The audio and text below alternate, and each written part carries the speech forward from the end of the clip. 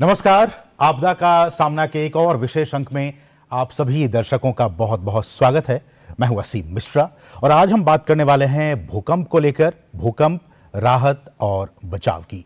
जैसे कि हम सभी जानते हैं कि भूकंप इन दिनों हमने सभी ने एक्सपीरियंस किया है। इसके पीछे क्या कुछ कारण हैं और खासकर जब हम इस कार्यक्रम में हम बात करेंगे तो भूकंप को लेकर, भूकंप के बाद क्या कुछ व्यवस्थाएं होनी चाहिए, इस प्राकृतिक आपदा का सामना करने के लिए भारत, यहाँ की जो तकनीक है वो कितना तैयार है। हम इन तमाम विषयों पर बातचीत करेंगे और जानने की कोशिश करेंगे कि भारत क्या इस प्राकृतिक आपदा को लेकर कितना तैयार है, कितना संजीदा है और हमारे जो तमाम जो स्टेक होल्डर्स हैं वो इसको लेकर कितने मजबूती से इस प्राकृतिक आपदा को सामना करने के लिए कितने मजबूती के साथ खड़े हैं। हमारे साथ तीन बहुत ही खास मेहमान इस कार्यक्रम में जुड़े हुए हैं। हमारे साथ हैं कमल किशोर जी, जो कि मेंबर हैं और सचिव भी हैं एनडीए मिनिस्टर। आपका बहुत बहुत स्वागत है हमारे बहुत खास कार्यक्रम में। हमारे साथ रवि सिन्हा जी हैं। सर, आपका बहुत बहुत स्वागत है। आप आईआईटी मुंबई से हैं और साथ ही साथ हमारे साथ तीसरे खास मेहमान इस वक्त जुड़ गए हैं। हमारे साथ है CVR मूर्ति जी, जो कि प्रोफेसर हैं आईआईटी मद्रास से। कमल सर, मैं आप से शुरुआत करना चाहूँगा। और जैसा कि हमने कहा कि इन दिनों हम देख रहे हैं कि लगातार फ्रिक्वेंट अर्थक्वेक्स का सामना भारत कर रहा है। भारत और यहाँ की तकनीक, यहाँ की चीज़ें, यहाँ के तमाम जो स्टेक होल्डर्स हैं आपदा को न्यूनीकरण करने की दिशा में, हम कितने तैयार हैं उसके लिए? देखिए, जहाँ तक भूकंप का सवाल है, हमारे देश का करीब 60% हिस्सा मध्यम से तीव्र भूकंप की संभावना वाले क्षेत्र में आता है और इस 60% इलाके में 75% देश की जनता रहती है। तो हमारे लिए भूकंप से सुरक्षित होना बहुत जरूरी है। इसमें पिछले कुछ दशकों में हमने काफी प्रोग्रेस की है, काफी प्रगति की है जी। मैं पहले शुरू करूं रिस्पांस से। अभी हमारे यहाँ जो एनडीआरएफ की टीमें हैं, जो 12 बटालियंस हैं और 4 और बन रही हैं, सब में डेडिकेटेड कैपेसिटी है collapse structure search and rescue करने की। ओके। कैनाइन फोर्सेस हैं, जो कुत्तों की जो फौज रहती है, जो डॉग्स जो स्निफ करके लोगों को निकालते हैं। तो काफी रिस्पांस कैपेसिटी मजबूत हुई है। ओके। शिक्षा के क्षेत्र में हमारे यहाँ अर्थक्वेक इंजीनियरिंग में काफी प्रगति हुई है। हमारे कोड्स अप टू डेट किए गए हैं। हमको और भी सतत प्रयास करने की जरूरत है कि कैसे जो हमारे यहाँ अर्थक्वेक रेजिस्टेंट बिल्डिंग कंस्ट्रक्शन के जो कोड्स हैं, जो टेक्नोलॉजी है, उनका कंप्लायंस बढ़े, उनके लिए सोशल डिमांड बढ़े।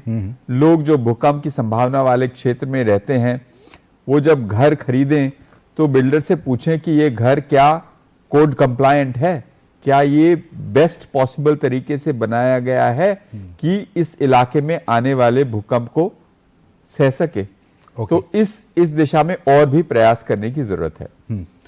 रवि सर, चूंकि तकनीक की जब बात आती है, इस तरह की प्राकृतिक आपदाओं से निपटने के लिए सभी, चाहे वो आम आदमी हो, सरकार हो, तमाम जो प्रशासनिक अधिकारी हैं, सबके सामने एक ये चुनौती होती है कि हमारे पास वो तकनीक है कि नहीं। आप जिस फील्ड के एक्सपर्ट हैं, क्या आप हमें बता सकते हैं कि भारत के पास क्या वो तकनीक है और क्या हमारे पास ऐसे एग्जाम्पल्स हैं कि वैश्विक स्तर पर इस तरह की तकनीक हो जिसको कि अगर हमें कल की तारीख में अगर ज़रूरत पड़े तो हम उसको ले सकते हैं और यहाँ पे उसका बेस्ट यूज़ कर सकते हैं? तो यदि हम भूकंप में क्या होता है उसका अपनी हिस्ट्री देखें तो आधे से ज़्यादा जो फेटैलिटीज़ होते हैं, जो मौतें होती हैं, वो बिल्डिंग के गिरने से होती है। तो भूकंप खुद में डेंजरस नहीं है, ऐसे बिल्डिंग्स जो गिर जाए भूकंप में वो डेंजरस होते हैं। तो यदि आधी से ज़्यादा यहाँ पे मौतें होती हैं भूकंप के बिल्डिंग गिरने से, तो सबसे बड़ी प्रायोरिटी हो जाती है कि बिल्डिंग ऐसी बनाई जाए जो कि भूकंप में नहीं गिरे, भूकंप रोधी, भूकंप रोधक बिल्डिंग हो। और इसके 2 पैमाने होते हैं। एक तो है कि इंडियन स्टैंडर्ड्स है, ब्यूरो ऑफ इंडियन स्टैंडर्ड्स ने इंडियन स्टैंडर्ड्स इशू किया है हर तरह के बिल्डिंग के लिए कि उसको भूकंप रोधी कैसे बनाएं। वो कंक्रीट की बिल्डिंग और स्टील की बिल्डिंग के लिए तो है ही, वो ईंट की बिल्डिंग के लिए भी है, वो मिट्टी की बिल्डिंग के लिए भी है, वो पत्थर की बिल्डिंग के लिए भी है। तो हर तरह की बिल्डिंग के लिए क्या तकनीक इस्तेमाल करना है और कैसे बनाना है ताकि बिल्डिंग ऐसी नहीं हो कि वो लोगों के ऊपर गिर जाए। उसकी टेक्निक है और वो टेक्निक SOP हमारे पास है। लेकिन दूसरा है कि उसको हम कैसे अमल करें। उसके लिए लोग चाहिए जो ट्रेन्ड हैं और जितने अभी ट्रेन लोग हैं वो पर्याप्त नहीं हैं, उनसे ज़्यादा की ज़रूरत है और उसमें बहुत ज़्यादा आगे जाकर काम करने की ज़रूरत होती है। नहीं, आपका कहना है कि लोग नहीं है या फिर तकनीक नहीं है हमारे पास, उस और भी उन्नत तकनीक की हमें ज़रूरत है, फिर उस हिसाब से ह्यूमन रिसोर्स की ज़रूरत अभी क्या है कि जो तकनीक है वो पर्याप्त है लोगों की जान बचाने में, लेकिन वो तकनीक जो है अभी जो वर्ल्ड में जो लेटेस्ट टेक्नोलॉजीज हैं और लेटेस्ट टेक्निक्स जो होता है उसके हिसाब से यदि हम अपने टेक्निक देखें तो वो पुराने हैं, उसके चलते वो ज़्यादा एक्सपेंसिव होते हैं। ओके। और वो ज़्यादा मेहनत लगती है उसको इम्प्लीमेंट करने में। तो नई टेक्निक भी हमें लाने की ज़रूरत है ताकि कॉस्ट कम किया जा सके, इफेक्टिवनेस बढ़ाया जा सके, लेकिन अभी जो टेक्निक है उसको भी इम्प्लीमेंट ज़्यादा अच्छे से करने की ज़रूरत है। ठीक है मूर्ति सर, यही सवाल जैसा कि रवि सर ने कहा कि हमारे पास तकनीक की भी कमी है, लेकिन जो तकनीक अभी हमारे पास है उस हिसाब से क्या हमारे पास ट्रेंड इंजीनियर्स हैं, क्या हमारे पास ट्रेंड आर्किटेक्ट्स हैं? अब चूंकि संवेदनशील इलाके हम जानते हैं कि 5 भागों में डिवाइड किया गया है, उन इलाकों में जो स्ट्रक्चर्स बन रहे हैं क्या उनके आर्किटेक्ट को उनकी इस बात की जानकारी है कि किस तरह की बिल्डिंगें यहाँ होनी चाहिए? क्या वहाँ जो इंजीनियर्स बना रहे हैं क्या उन्हें जानकारी है? आपका क्या इस पर कहना है? जी, आज के तारीख में हमारे साथ कुछ 4000 इंजीनियरिंग कॉलेज हैं, जिसमें 600 इंजीनियरिंग कॉलेज ऐसे हैं, 6 से 800 इंजीनियरिंग कॉलेज जिसमें सिविल इंजीनियरिंग की शिक्षा दी जाती है। ऐसे ही कुछ 4 से 600 आर्किटेक्चर कॉलेजेस हैं जिसमें निर्माण के विषय में सिविल आर्किटेक्चर में भी सिखाया जाता है जी। लेकिन जो करिकुलम है उसमें भूकंप के विषय में बहुत कम मात्रा में सिखाई जाती है स्टूडेंट्स को। तो ये कहना ज़रूरी है कि आज के तारीख में हमारी जो ग्रेजुएट्स हैं उनकी जो जानकारी है डिज़ाइन के विषय में, भूकंप में निर्माण कैसे बर्ताव करेंगे, ये कम है और हमें इसको फॉर्मली लाना चाहिए। आने वाले समय में हमें शिक्षा के विषय में हमें और दबाव देना है और जो अंडर ग्रेजुएट एजुकेशन है उसमें जो मिनिमम जो बातें हैं जो डिज़ाइन की ओर जाते हैं वो उसमें डालना चाहिए। ये ज़रूरी है बोथ सिविल इंजीनियरिंग के सब्जेक्ट्स में और आर्किटेक्चर के सब्जेक्ट्स में, दोनों में हमारी अभी बहुत काम बाकी है। इसके लिए हमारे पास शिक्षक ज़रूरत है, वो शिक्षक जो इस विषय को जानते हैं उसमें बड़ी मात्रा में कमी है आज भी। ओके। तो हम चाहेंगे कि पहले करिकुलम लगाने से पहले हम शिक्षक को तैयार करें, फिर उसके बाद करिकुलम लागू करें और फिर डिग्री प्रोग्राम में ये शिक्षा दी जाए। बहुत ही महत्वपूर्ण बातें आपने कही कि हमारे पास वो सारी चीज़ें हैं, तकनीक हैं, लेकिन क्या हमारे जो इंजीनियर्स हैं, क्या जो हमारे आर्किटेक्ट्स हैं, क्या वो उस हिसाब से उनको बताया गया है, वो क्या उन्होंने उस बात की शिक्षा ली है कि अगर इस तरह की चीज़ें होती हैं तो वो किस तरह से अपने आप को वो हेल्प कर सकते हैं, या फिर इस तरह की बिल्डिंगें जब बन रही हो तो उनका क्या कुछ रोल हो सकता है? ये काफ़ी महत्वपूर्ण बातें हैं। चूँकि कमल सर भी यहाँ बैठे हुए हैं, इंडिया में कोई रिप्रेजेंट कर रहे हैं, इनसे हम बातचीत करेंगे आगे और जानेंगे कि किस तरह की चीज़ें, और जैसा कि हमारे जो एक्सपर्ट्स कह रहे हैं कि उन इंजीनियर्स को और भी दक्षता उन्हें बढ़ाने की ज़रूरत है, उन आर्किटेक्ट्स को बढ़ाने की ज़रूरत है, ताकि इस तरह की जब आपदाएं आएँ तो हम उन्हें कम से कम उनका न्यूनीकरण कर सकें। हम इस पर आगे बातचीत करेंगे, लेकिन यहाँ रुकें एक छोटे से ब्रेक के लिए। आप देखते रहिए डीडी न्यूज़।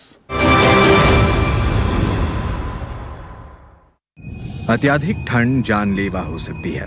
सर्दियों में स्वस्थ रहने की तैयारी करें। शीतलहर के दौरान अखबार, रेडियो, टीवी और मोबाइल पर दी गई चेतावनी से सजग रहें। भोजन, पानी और अन्य आवश्यकताएं संग्रह करके रखें। पशुओं के लिए पर्याप्त चारे का संग्रह करें। ठंड में बाहर जाना कम करें और गर्म स्थान में रहें। शरीर की गर्मी बनाए रखने के लिए सिर, गला, हाथ और पैर ढकें। मुंह ढकने से फेफड़े सुरक्षित रहते हैं। गीले कपड़े जानलेवा हो सकते हैं, तुरंत बदलें। गर्म पेय पीने से शरीर का जल स्तर और गर्मी बनी रहती है। शराब मत पिए।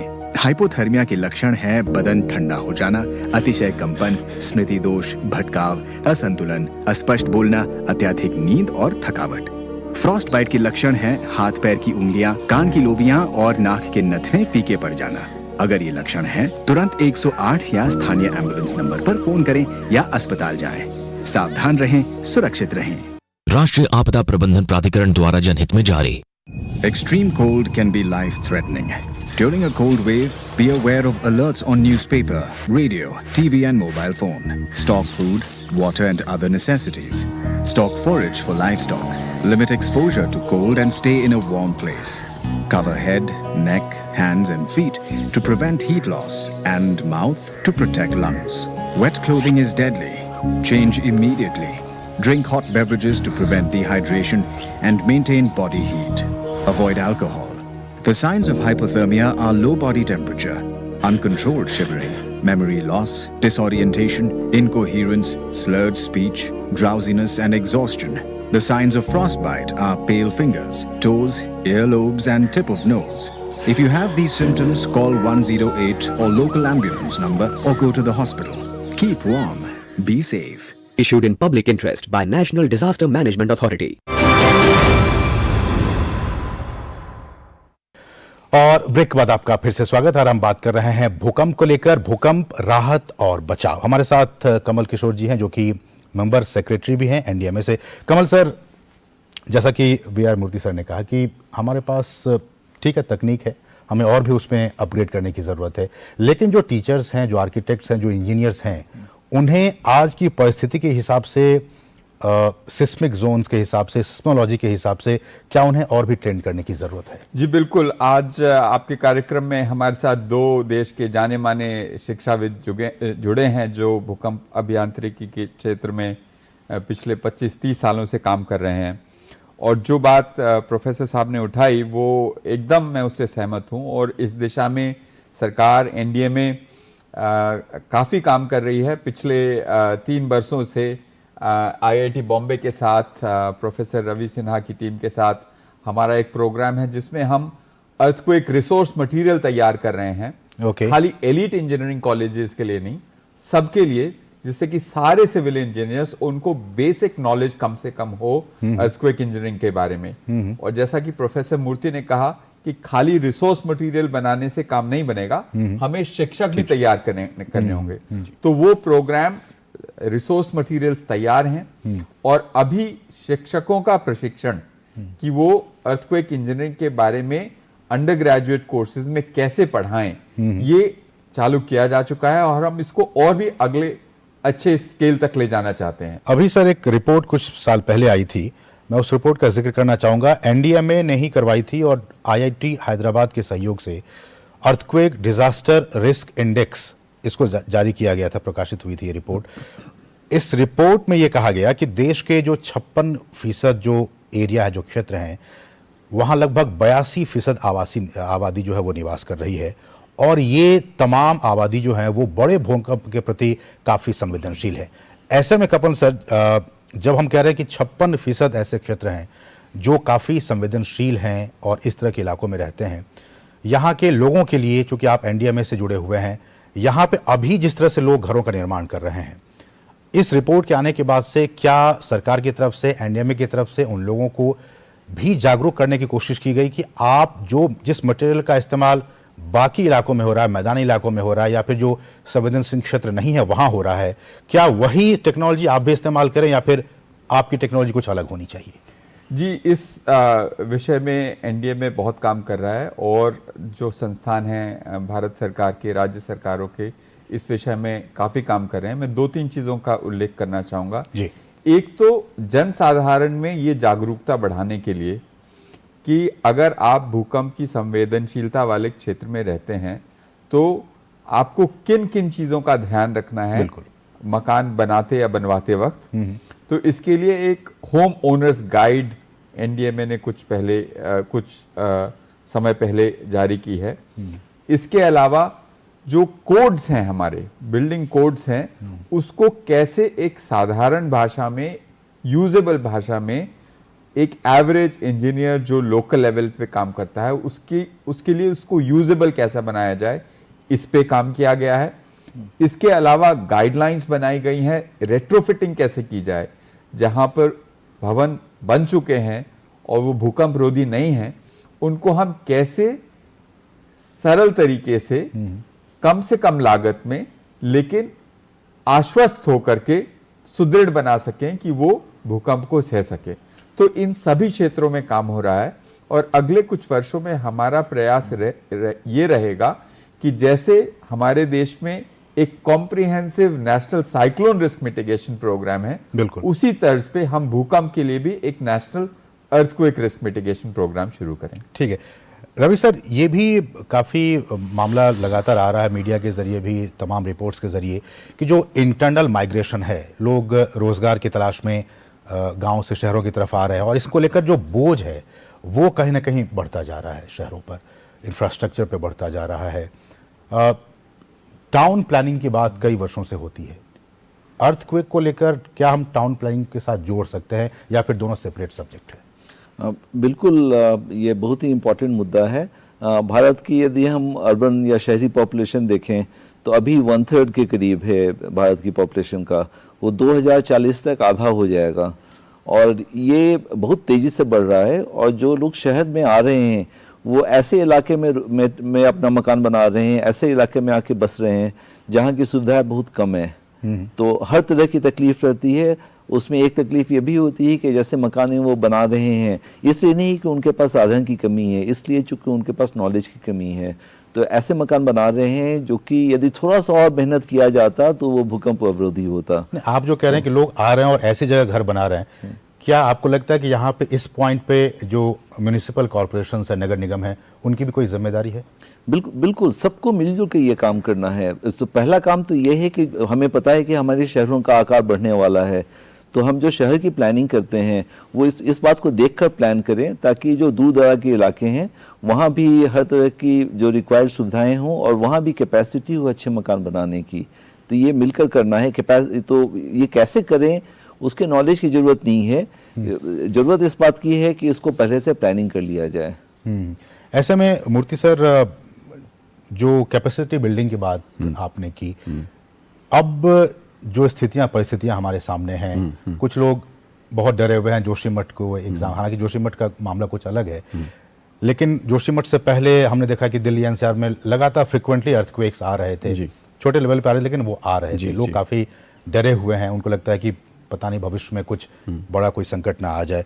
ऐसे में हमारे जो संस्थान है, तकनीकी संस्थान हैं, IITs हैं, उनका क्या कुछ रोल हो जाता है कि वो किस तरह से आगे आएं, सरकार के सामने आएं, बताएं, लोगों के सामने आएं, बताएं और कहें कि इस तरह से चीज़ें आप कीजिए तो आप जोखिम जो है वो कम कर सकते हैं? जी, तो इसमें दो हिस्से हैं, जवाब में दो हिस्से हैं। पहली बात है कि जो हम डिग्रीज दे रहे हैं, एजुकेशन, टेक्निकल एजुकेशन दे रहे हैं, उसमें भूकंप के विषय जोड़ा जाए और ग्रेजुएट्स को सशक्त किया जाए कि वो भूकंप के बारे में, भूकंप के से बचने के लिए जो डिज़ाइन है, भूकंप अवरोधक निर्माण, वो सीखें। वो पहली बात। दूसरी बात, जो इंजीनियर आर्किटेक्ट आज नौकरी कर रहे हैं, आज एम्प्लॉयमेंट में हैं, उनका भी नॉलेज बढ़ाने की ज़रूरत है। इसे कहते हैं कंटिन्यूइंग एजुकेशन। जो डिग्री ले रहे हैं वो एजुकेशन है और ये कंटिन्यूइंग एजुकेशन है।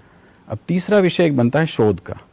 जैसे एस्टैब्लिश्ड इंस्टीट्यूट्स हैं, IITs और NITs, इनमें शोध होना चाहिए कि भाई अभी जो निर्माण है उसमें क्या खामियां हैं और वो जो अनसेफ प्रैक्टिसेस हैं उसको करस्पॉन्डिंग म्यूनसिपल कॉरपोरेशन से और गवर्नमेंट्स को इन्फॉर्म करना है कि भाई आपके बायलॉज जो उपनियम हैं उनको बदलें आप।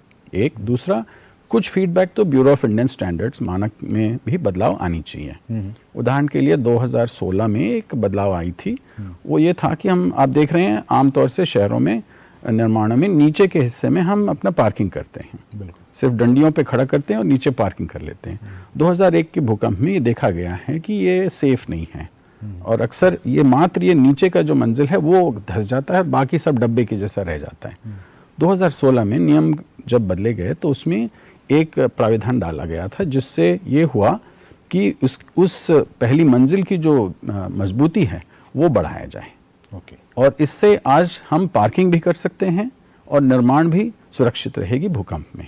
कहने का मतलब कि जो मल्टी स्टोरी बिल्डिंग आप बना रहे हैं, हाँ, जो फर्स्ट मंजिल है वो काफी मजबूत बना है। नहीं, जब आप पार्किंग के लिए दीवारें सारे निकाल देते हो तो वो कमजोर हो जाती हैं। सारे दीवार जब निकालोगे तो हमें कुछ और डालना पड़ेगा, नहीं तो फिर वो मंजिल जो है कमजोर हो जाती है। इसलिए कंक्रीट की दीवारें हम रेकमेंड किए थे, जो डिजाइन करके जितना उसमें साइज चाहिए, कितनी रीइंफोर्समेंट चाहिए, स्टील चाहिए, वो हो सकता है, उससे डिजाइन अच्छी तरह से हो सकता है। ओके कमल सर, चूंकि इतनी सारी बातें हो रही हैं, NDMA की तरफ जब भी इस तरह की आपदाएं आती हैं, लोग NDMA NDRF की तरफ देखते हैं और एक ईश्वर का भी कहते हैं कि अब ये हमारे ईश्वर के दूत आ गए, अब हमें बचा ही लेंगे। और हमने देखा भी है, अभी जो एक रिपोर्ट आई और मैं आपको मुबारकबाद देना चाहूँगा, क्योंकि अभी बीते दिनों ही एनडीआरएफ के स्थापना दिवस भी था, उसमें भी कई सारे कार्यक्रम आयोजित किए। उसमें ये रिपोर्ट आई कि बीते जब से इसकी स्थापना हुई है 2006 से 17 वर्षों में एनडीआरएफ ने लगभग 1.5 लाख लोगों की बहुमूल्य जिंदगियां बचाई हैं। तो ये ईश्वर का दूत भी लोग मानते हैं। लेकिन सवाल यह आ जाता है कि ऐसे इलाके जहां की संकरी गलियां हैं, वहां लोग नहीं पहुंच पा सकते हैं, जो टेक्नोलॉजी है, जो गाड़ियां हैं, फायर फाइटर्स है, वो नहीं पहुंच पाएंगे। इस तरह की शहरें हम आज देखते हैं कि भारत में हैं। वहां तक पहुंच बनाने के लिए या फिर और क्या कुछ ऑल्टरनेट हो सकते हैं कि एनडीएमए की पहुंच, उन जो फोर्सेस हैं उनकी पहुंच और भी आसानी से हो सके? जी देखिए, ये आपने बहुत ही अच्छा मुद्दा उठाया। एनडीआरएफ ने तो वाकई बहुत अच्छा काम किया है, और आपदाओं में भी और भूकंप में भी। कुछ बरस पहले जब नेपाल में भूकंप आया था तो अंतर्राष्ट्रीय टीमों में सबसे ज़्यादा काम करने वाली और सबसे कारगर एनडीआरएफ की टीमें सिद्ध हुई थी काठमांडू में जब भूकंप आया था 2015 अप्रैल में। लेकिन ये कहना ज़रूरी है कि स्थानीय क्षमता, लोकल लेवल पे, नेबरहुड पे सिंपल क्षमता होना बहुत ही आवश्यक है। इसीलिए एनडीआरएफ और एनडीएमए हम सभी राज्यों के साथ मिलकर के एसडीआरएफ की स्थापना कर रहे हैं, करवा रहे हैं, उनकी क्षमता का विकास कर रहे हैं। और उससे भी ज्यादा लोकल लेवल पे, कम्युनिटी लेवल पे क्या नो हाउ हो कि हम अगर भूकंप की संभावना वाले क्षेत्र में रहते हैं तो सही रिस्पॉन्स कर सकें अगर एक भूकंप आता है तो। इस संदर्भ में मैं ये भी कहना चाहूंगा कि सरकार और जितने हमारे तकनीकी संस्थान हैं, हम कितना भी काम करें, लेकिन इस पूरी चीज का सबसे जो अहम मुद्दा है वो ये है कि हम भूकंप से सुरक्षा को एक जन आंदोलन बनाएं, सबकी इसमें भागीदारी रखें। हर स्कूल में जहां स्कूल जो भूकंप की संभावना वाले क्षेत्र में हैं, वहां समय समय पर भूकंप से संबंधित मॉक ड्रिल्स होते रहें, अस्पताल इस संदर्भ में तैयार रहें और समुदाय इस संदर्भ में तैयार रहें। और जैसा कि कमल जी ने कहा कि जो कम्युनिटी का रोल है वो बहुत ही अहम हो जाता है और इंडिविजुअल लेवल पे भी काफ़ी महत्वपूर्ण बातें हो जाती है। इस बात को भी सबको जानने और समझने की ज़रूरत। हम इसके और भी एक आध पहलुओं पे और भी चर्चा करेंगे, लेकिन उससे पहले रुकेंगे एक और छोटे से ब्रेक के लिए। आप देखते रहिए डीडी न्यूज़। अत्याधिक ठंड जानलेवा हो सकती है। सर्दियों में स्वस्थ रहने की तैयारी करें। शीतलहर के दौरान अखबार, रेडियो, टीवी और मोबाइल पर दी गई चेतावनी से सजग रहें। भोजन, पानी और अन्य आवश्यकताएं संग्रह करके रखें। पशुओं के लिए पर्याप्त चारे का संग्रह करें। ठंड में बाहर जाना कम करें और गर्म स्थान में रहें। शरीर की गर्मी बनाए रखने के लिए सिर, गला, हाथ और पैर ढकें। मुंह ढकने से फेफड़े सुरक्षित रहते हैं। गीले कपड़े जानलेवा हो सकते हैं, तुरंत बदलें। गर्म पेय पीने से शरीर का जल स्तर और गर्मी बनी रहती है। शराब मत पिए। हाइपोथर्मिया के लक्षण है बदन ठंडा हो जाना, अतिशय कंपन, स्मृति दोष, भटकाव, असंतुलन, अस्पष्ट बोलना, अत्यधिक नींद और थकावट। फ्रॉस्ट बाइट के लक्षण है हाथ पैर की उंगलियां, कान की लोबियां और नाक के नथने फीके पड़ जाना। अगर ये लक्षण है तुरंत 108 या स्थानीय एम्बुलेंस नंबर पर फोन करें या अस्पताल जाएं। सावधान रहें, सुरक्षित रहें। राष्ट्रीय आपदा प्रबंधन प्राधिकरण द्वारा जनहित में जारी। Extreme cold can be life-threatening. During a cold wave, be aware of alerts on newspaper, radio, TV and mobile phone. Stock food, water and other necessities. Stock forage for livestock. Limit exposure to cold and stay in a warm place. Cover head, neck, hands and feet to prevent heat loss and mouth to protect lungs. Wet clothing is deadly. Change immediately. Drink hot beverages to prevent dehydration and maintain body heat. Avoid alcohol. The signs of hypothermia are low body temperature, uncontrolled shivering, memory loss, disorientation, incoherence, slurred speech, drowsiness and exhaustion. The signs of frostbite are pale fingers, toes, earlobes and tip of nose. If you have these symptoms, call 108 or local ambulance number or go to the hospital. Keep warm. Be safe. Issued in public interest by National Disaster Management Authority. और break के बाद आपका फिर से स्वागत है। आप देख रहे हैं आपदा का सामना, और आपदा के सामना के इस विशेष अंक में आज हम बात कर रहे हैं भूकंप और राहत और बचाव को लेकर। हमारे साथ तीन बहुत ही खास मान जुड़े हुए हैं। ब्रेक से पहले कमल जी ने कहा कि कम्युनिटी लेवल पे भी लोगों को जागरूक करने की जरूरत है। रवि सर, मैं आपसे मेरा सवाल होगा कि किस तरह से जागरूक, क्योंकि हम एनडीएमए का रोल जानते हैं कि टीवी प्रचार के जरिए, अखबारों के जरिए, रेडियो के जरिए लोगों तक पहुंचाने की बातें होती रहती हैं, लेकिन अभी भी देखा गया कि लोग उतने जागरूक नहीं हैं कि भूकंप के दौरान क्या कुछ करना चाहिए, उसके बाद उनका क्या कुछ रोल हो जाता है। तो एक सामुदायिक स्तर पर, लोकल कम्युनिटी के लेवल पर लोगों को क्या कुछ करने की जरूरत है? हाँ, तो ये एक्चुअली बहुत ही इम्पोर्टेंट मुद्दा है कि जितना नॉलेज है हमारे पास उसको कैसे यूज़ करें लोगों की सेफ्टी के लिए। और दो इम्पॉर्टेंट यहाँ पे स्ट्रैटेजी है। एक तो है कि डायरेक्टली लोगों के पास रीच करना, जैसे एनडीएमए कैंपेन्स चलाता है, स्टेट गवर्नमेंट्स कैंपेन चलाते हैं जो कि डायरेक्टली लोगों को सिखाते हैं स्कूल्स में जाकर या कम्युनिटी सेंटर्स में। दूसरा है कि जब भूकंप आएगा उसके बाद जो सामना करना होगा वो लोग और जो लोकल एडमिनिस्ट्रेशन है, जो म्यूनिसिपल कॉर्पोरेशन है या म्यूनिसिपैलिटी है, उनको मिलकर साथ में करना होगा। तो इससे जागरूकता का भी जो भी अभियान होता है वो दोनों को मिलकर भी करना पड़ेगा। मूर्ति सर, जिस बात का जिक्र रवि जी ने किया या फिर कमल जी ने किया, लोगों को भी इंडिविजुअल लेवल पे भी काफी जागरूक होने की जरूरत है। वो समझे, वो जाने। इसमें एनडीएमए की तरफ से कहा भी जाता है कि पहले आप खुद को सुरक्षित करें, फिर आप दूसरों को बचा सकते हैं।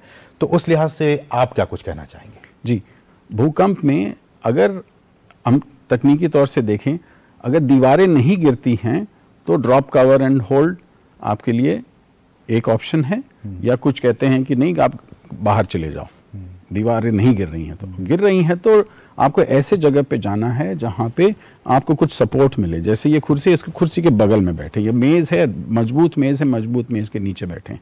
ये ऑप्शंस हैं हमारे पास। कुछ मकान ऐसे हैं जो हमें पता है उसमें भूकंप अवरोधक प्राविधान नहीं है, उसके लिए हमें सेपरेट मैसेजिंग करना है। और जो हमारे पास कंक्रीट के स्ट्रक्चर्स हैं उसमें सेपरेट मैसेजिंग करना है। तो ये थोड़ा हमें सोच के अलग अलग इलाके के, कहीं पे पत्थर के इमारत बने हैं, कहीं पे ईंट के, कहीं पे कंक्रीट के बने हैं, तो हमें भी थोड़ा उसको कस्टमाइज करना है। हमारा जो अवेयरनेस कैंपेन है थोड़ा लोकलाइज करना होगा। ठीक है। जैसे हमारे जो हिमालय के निर्माण हैं वो सदियों से आ रही हैं, उसमें अलग तौर के अवेयरनेस हमें दौड़ानी होगी। और जो हमारे शहर के जो निर्माण हैं उसमें अलग तरीके के। तो वी हैव टू बी थोड़ा हमें उसमें सेंसिटिव होना पड़ेगा। बहुत ही महत्वपूर्ण बातें विशेषज्ञ कह रहे हैं कि देखिए, जो हिमालयी राज्य हैं, वहाँ की जो आबादी है, वहाँ पे आप किस तरह से इसको टैकल कर रहे हैं, उनके लिए अलग हैं। और जो मैदानी इलाकों में लोग रह रहे हैं उनके लिए, उनको भी समझने की ज़रूरत है कि जब इस तरह की चीज़ें हों, भूकंप हो, तो वो उससे कैसे अपना बचाव कर सकें। बहुत ही महत्वपूर्ण जानकारियाँ आज तीनों ही मेहमानों की तरफ से आई। उम्मीद करें कि आप इस कार्यक्रम के जरिए भूकंप और भूकंप के दौरान, उससे पहले, उसके बाद किस तरह की इंडिविजुअल लेवल पे और साथ ही साथ कम्युनिटी लेवल पे भी, चूंकि आप खुद सुरक्षित होंगे तभी आप दूसरों की मदद कर सकते हैं। एक सामुदायिक तौर पर भी हम जानते हैं कितना अहम रोल हो जाता है एक समुदाय के, कम्युनिटी का।